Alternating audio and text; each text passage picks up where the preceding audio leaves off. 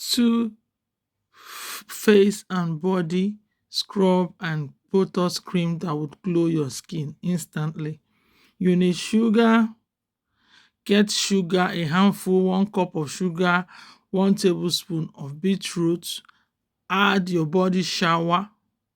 shower gel or body wash, not body shower, then mix it together. This will absolutely remove dark circles, dark patches on your body. Do not use it on your face. It will clear those stretch marks and make your skin like supple like and silky like glow. And you don't have to use it on your face. Use it once a week and you will thank me later.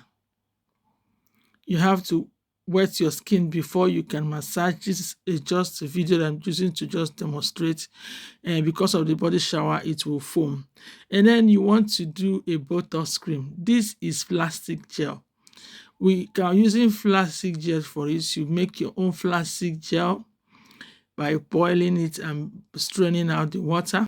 So now you get a lightweight consistency. Do not allow you to be too thick. You blend them. This is what you get. Use them every time for 7 days straight up. You will get a very glowing skin.